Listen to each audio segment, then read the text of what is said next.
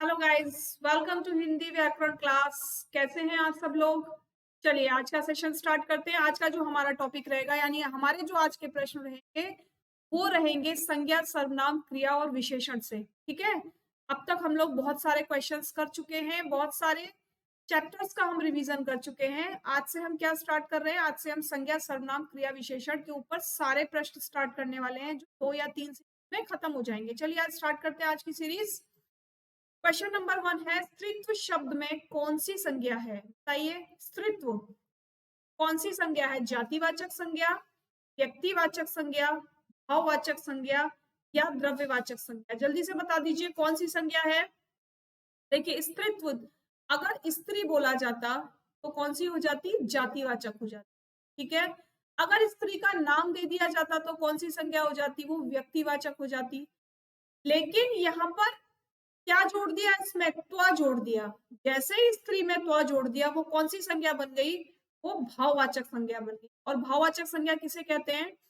भाववाचक संज्ञा वे संज्ञाएं होती हैं जिन्हें हम भाव के द्वारा प्रकट कर सकते हैं। भाई अगर कोई स्त्री है और उसमें इतनी ममता है जैसी स्त्री में होती है तो हम क्या कहेंगे? उसके लिए कौन सा शब्द प्रयोग करेंगे? हम उसके लिए स्त्रीत्व यूज करेंगे, है ना। तो यहाँ पर कौन सा ऑप्शन राइट हो जाएगा? ऑप्शन नंबर 3 राइट हो जाएगा। नेक्स्ट देखिए, निम्नलिखित में से कौन सा शब्द संज्ञा है? बताइए, नारी, वीर, थकान या दूर? कौन सा शब्द संज्ञा नजर आ रहा है आपको? संज्ञा में आपको व्यक्तिवाचक या जातिवाचक ढूंढने की जरूरत नहीं है, केवल संज्ञा होना चाहिए। वो कोई सी भी संज्ञा हो सकता है। तो इन चारों में से कौन सा शब्द ऐसा है जो संज्ञा है? बताइए जल्दी से फटाफट। देखिए, ऑप्शन नंबर 1 क्या है? नारी। ऑप्शन नंबर 2 क्या है? वीर। ऑप्शन नंबर 3 क्या है? थकान। और ऑप्शन नंबर 4 क्या है? दूर। तो इसमें से जो ऑप्शन नंबर 1 है इसका अर्थ है कि ये संज्ञा है। क्यों? जितनी भी नारी हम कहीं भी देखेंगे तो सभी को क्या बोलेंगे? हम उसे नारी कह के ही बोध करेंगे, है ना। सभी को नारी कह के ही पुकारेंगे ना। तो एक संज्ञा है और ये कैसी संज्ञा है? ये जातिवाचक संज्ञा है। तो ऑप्शन नंबर कौन सा राइट हो जाएगा हमारा? ऑप्शन नंबर 1 राइट हो जाएगा। ठीक है, नेक्स्ट देखिए, दूध शब्द है। कैसा शब्द है? दूध। जातिवाचक, व्यक्तिवाचक, द्रव्यवाचक या इनमें से कोई नहीं? जल्दी बताइए कैसा शब्द है?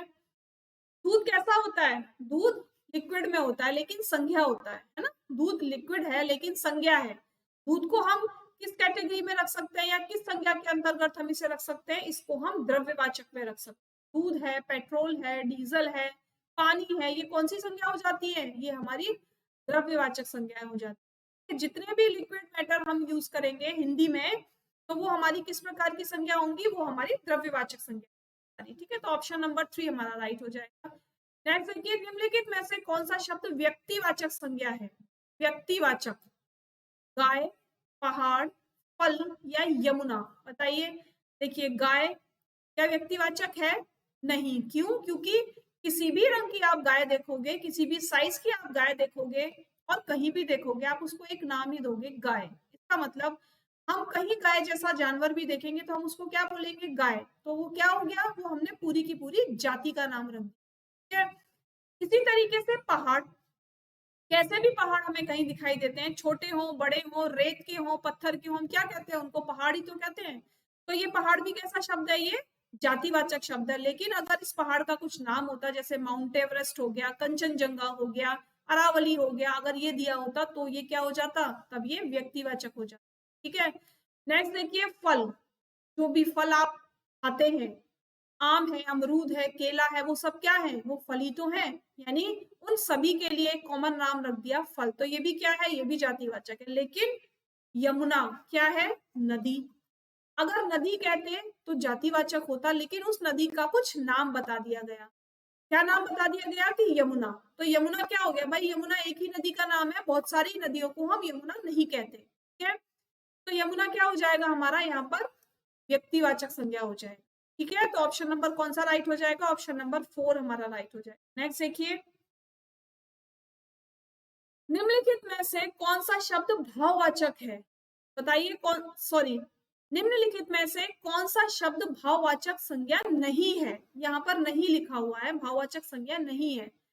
मिठाई, उतराई, चतुराई या लड़ाई? बताइए कौन सा ऐसा शब्द है इनमें से जो भाववाचक नहीं है।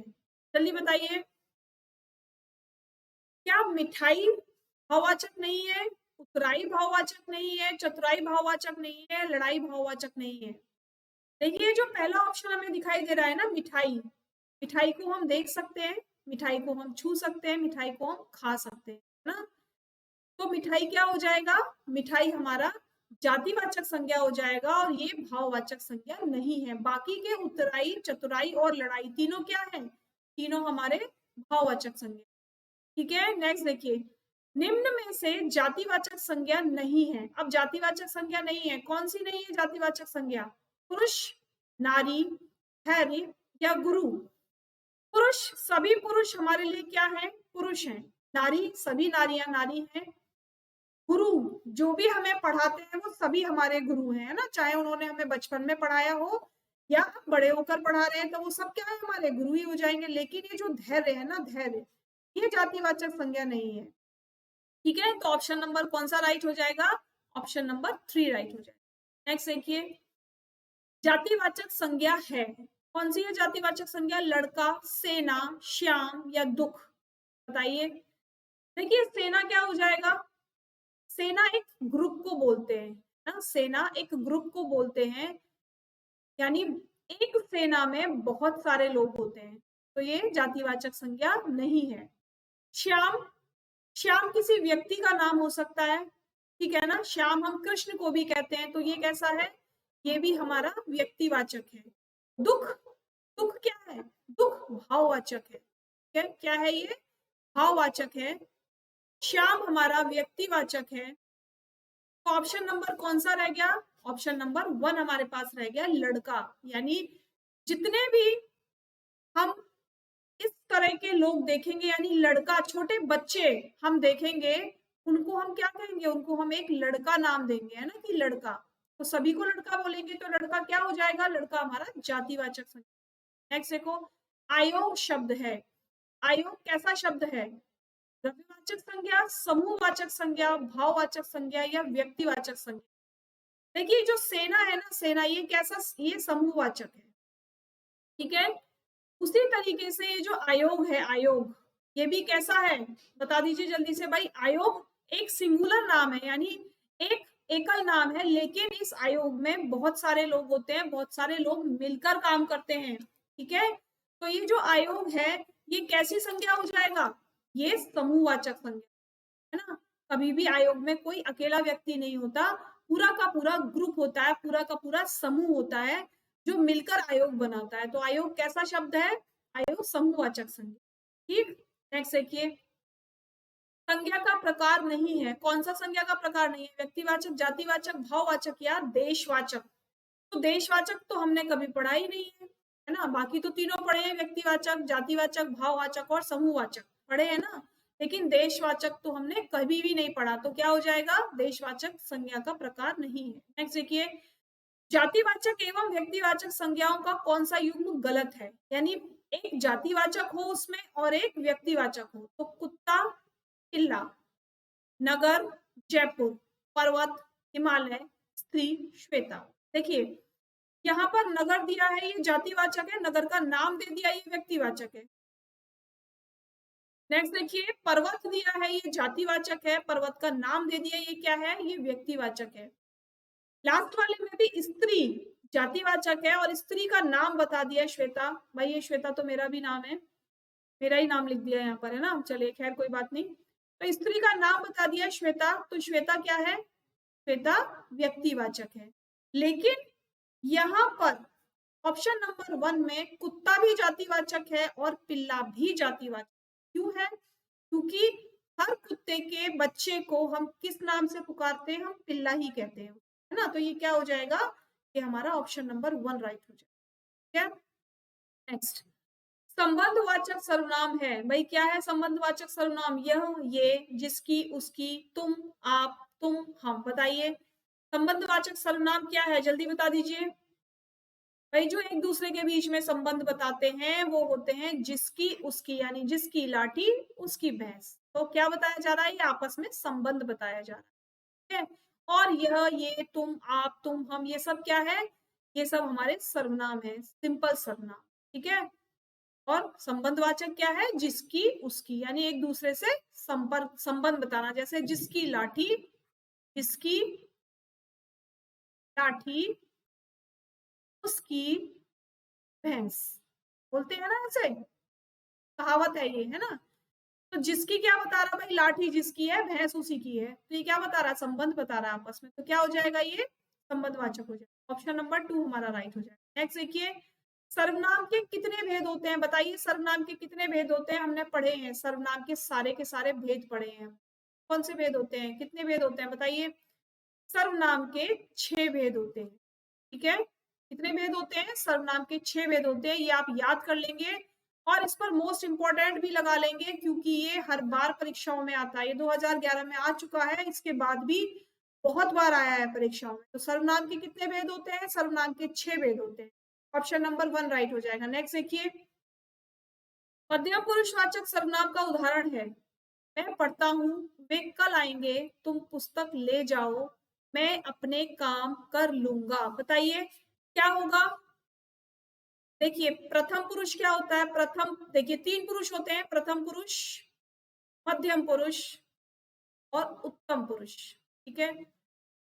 प्रथम पुरुष में क्या आता है बताइए, प्रथम पुरुष में क्या आता है, प्रथम पुरुष में आता है, पहले तो देखिए मध्यम पुरुष की बात करते हैं, मध्यम पुरुष में आएगा तुम, ठीक है। उत्तम पुरुष में आएगा मैं और हम, और प्रथम पुरुष में क्या आ जाएगा, प्रथम पुरुष में वो सब आ जाएगा जो इन दोनों में नहीं आता, यानी वो, वे, उनका, उनकी, ये सब किस में आ जाएगा, प्रथम पुरुष में आ जाएगा, ठीक है। तो अब इसमें क्या पूछा है, मध्यम पुरुषवाचक सर्वनाम का उदाहरण है, कौन सा होगा, मैं पढ़ता हूँ, वे कल आए, वे कल जाएंगे, तुम पुस्तक ले जाओ, या मैं अपने आप काम कर लूंगा। तो बताइए कौन सा ऑप्शन राइट हो जाएगा। अब देखिए अभी बताया था आपको, मध्यम पुरुष में क्या आता है, तुम आता है, ठीक है। यानी फिर से एक बार समझ लीजिए कि अगर मैं अपनी बात कर रही हूँ या हम अपनी अगर बात कर रहे हैं, तो हम किस में आएंगे, हम उत्तम पुरुष में आएंगे। जैसे इंग्लिश में आप लोग पढ़ते हैं ना, first person, second person, third person, यहाँ पर उल्टा हो जाता है, फर्स्ट पर्सन थर्ड पर्सन बन जाता है, थर्ड पर्सन फर्स्ट पर्सन बन जाता है, ठीक है। वहां पर फर्स्ट पर्सन क्या होता है, आई और वी, यहाँ पर वो थर्ड पर्सन बन जाता है, यानी मैं और हम। सेकंड पर्सन क्या होता है, यू, तो सेकंड पर्सन ही रहता है, हिंदी में उसको मध्यम कहते हैं, इंग्लिश में उसको सेकंड पर्सन कहते हैं, क्या होता है, तुम यानी यू। और थर्ड पर्सन क्या होता है, जब दो लोग मिलकर किसी तीसरे की बात करें, क्या होता है, जब दो लोग मिलकर किसी तीसरे की बात करें, यानी इंग्लिश में बोले तो ही, शी, इट, दे, है ना, तो वो क्या बन जाएगा यहाँ पर, वो यहाँ पर प्रथम पुरुष बन जाएगा, ठीक है। अब देखिए क्या होगा इसका ऑप्शन, अब हम आंसर पे आ जाते हैं अपने। तो देखिए यहाँ पर क्या लिखा हुआ है, यहाँ पर तुम लिखा हुआ है, तो तुम क्या है, तुम हमारा मध्यम पुरुषवाचक है, ठीक है। तुम क्या है, हमारा मध्यम पुरुषवाचक है, तो ऑप्शन नंबर कौन सा राइट हो जाएगा, ऑप्शन नंबर हमारा 3 राइट हो जाएगा। नेक्स्ट देखो, जिन सर्वनामों का प्रयोग लेखक अपने लिए करता है, भाई जिन सर्वनाम का प्रयोग लेखक अपने लिए करता है वे कहलाते हैं, बताइए क्या कहलाएंगे, प्रथम पुरुष, उत्तम पुरुष, अन्य पुरुष, या इनमें से कोई नहीं, क्या कहलाते हैं, अभी अभी डिस्कस किया है, जिन सर्वनामों का प्रयोग हम अपने लिए करते हैं वो क्या होते हैं, वो उत्तम पुरुष होते हैं, यानी इंग्लिश में बोलेंगे तो फर्स्ट पर्सन होते हैं, ठीक है। आप इंग्लिश से याद रखेंगे, बस इंग्लिश का रिवर्स करना है, यानी उल्टा कर देना है, जो इंग्लिश में ऊपर है उसे नीचे कर देंगे, ठीक है। तो उत्तम पुरुष किसके लिए प्रयोग होता है, उत्तम पुरुष सर्वनाम अपने लिए प्रयोग होता है, यानी मैं, हम, हमारा, हमको, हमें, ठीक है। तो ये सब क्या होगा, ये उत्तम पुरुष होगा। नेक्स्ट देखिए, मैं खाना स्वयं बनाता हूँ, स्वयं पर अंडरलाइन है, इसका मतलब बताना है कि ये जो रेखांकित शब्द है ये कैसा है,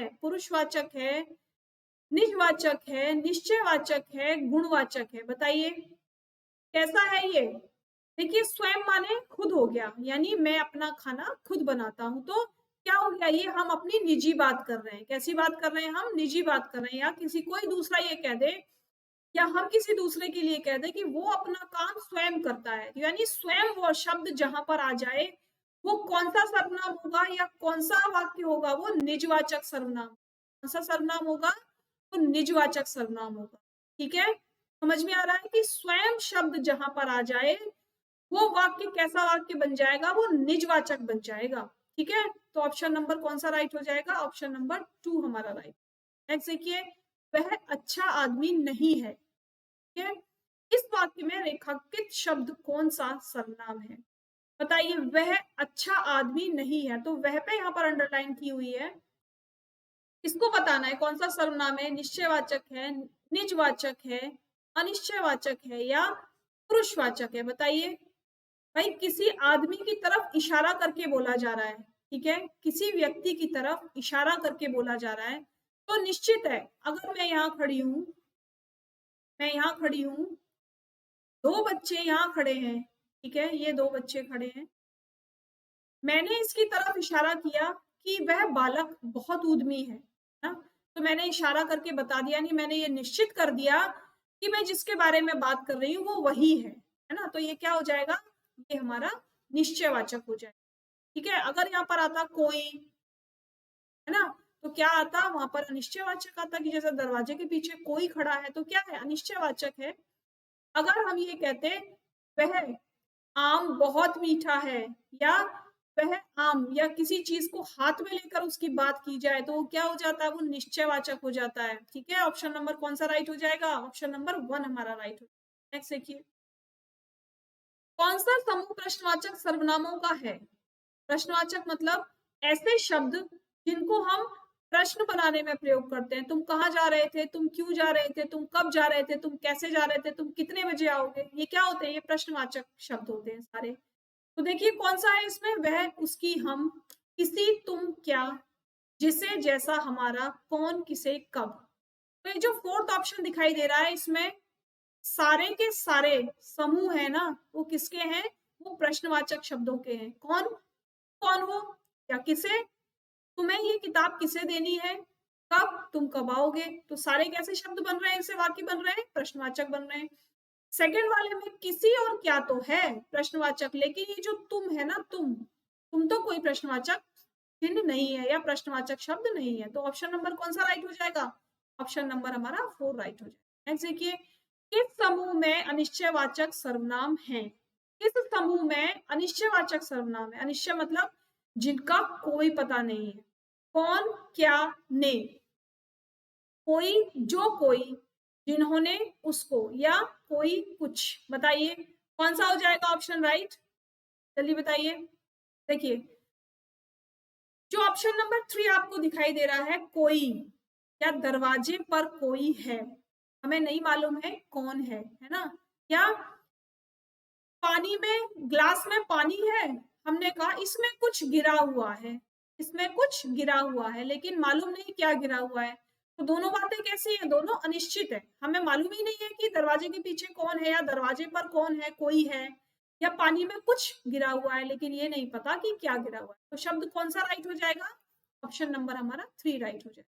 ठीक है, नेक्स्ट देखिए, वह खेलकर सो गया, दो क्रियाएं हो रही है इसमें, पहले क्या किया उसने, पहले वह खेला, उसके बाद क्या किया, उसके बाद सो गया। चलिए अब कैसा वाक्य बता दीजिए, प्रेरणार्थक क्रिया है, संयुक्त क्रिया है, पूर्वकालिक क्रिया है, या विकर्मक क्रिया है, जल्दी बताइए। जब दूसरा वाला सेंटेंस यानी दूसरी वाली क्रिया पहली वाली पर डिपेंड करे, तब वो कौन से वाक्य बन जाते हैं, तब वो बन जाते हैं पूर्वकालिक क्रिया। कैसे बन जाते हैं, पूर्वकालिक क्रिया। भाई पहले खेला, अगर वो नहीं खेलता तो वो नहीं सोता, वो सोया क्यों, क्योंकि वो खेलकर थक गया। तो जिस शब्द में या जिस वाक्य में आप याद रखना, जब दो क्रिया आ जाएं, और दो क्रिया का मतलब ये नहीं है वो द्विकर्मक नहीं होगा, वो द्विकर्मक नहीं होगा, ऐसे वो द्विकर्मक दूसरे सेंस में होगा, यहाँ पर जो ऑप्शन होगा वो पूर्वकालिक क्रिया होगा। क्यों, क्योंकि पहले उसने पहली क्रिया की, उसके बाद दूसरी क्रिया की है, लगातार उसने दो क्रिया कर दी। ठीक है, वह खेलकर सो गया, यानी जो दूसरी वाली क्रिया है वो किसके ऊपर डिपेंड करती है, वो पहली वाली क्रिया के ऊपर। तो ऑप्शन नंबर कौन सा राइट हो जाएगा, ऑप्शन नंबर हमारा 3 राइट हो जाएगा। नेक्स्ट देखिए, संज्ञा या विशेषण से बनने वाली क्रियाएं कहलाती हैं। भाई संज्ञा या विशेषण से जो क्रियाएं बनती हैं उन्हें क्या कहते हैं, संयुक्त क्रियाएं कहते हैं। नाम धातु क्रियाएं कहते हैं, द्विकर्मक क्रियाएं कहते हैं या प्रेरणार्थक क्रियाएं कहते हैं। क्या कहते हैं उनको? जल्दी से बताइए। क्या संयुक्त क्रियाएं बोलेंगे? नहीं बोलेंगे। द्विकर्मक क्रियाएं बोलेंगे? नहीं बोलेंगे। नाम धातु बोलेंगे या प्रेरणार्थक बोलेंगे? बताइए। प्रेरणार्थक क्रिया उसे कहते हैं जब हम अपना काम किसी दूसरे से कराते हैं। ठीक है, अपना काम जब हम किसी दूसरे से कराते हैं तब उसको प्रेरणार्थक क्रिया कहते हैं। तो क्या हो जाएगा यहाँ पर? नाम धातु क्रियाएं हो जाएंगी। संज्ञा या विशेषण से बनने वाली क्रियाएं, कि जो भी संज्ञा से बनेंगी या विशेषण से बनेंगी, कैसी क्रियाएं होंगी? वो नाम धातु क्रियाएं होंगी। ठीक है, तो कैसे लगे आप लोगों को आज के ये 20 प्रश्न? लगता है बहुत अच्छे लगे। अगर बहुत अच्छे लगे हैं तो कमेंट बॉक्स में कमेंट करेंगे, लाइक शेयर करना बिल्कुल भी नहीं भूलेंगे। ठीक है, चलिए कल फिर मिलेंगे इसी समय पर। तब तक के लिए धन्यवाद।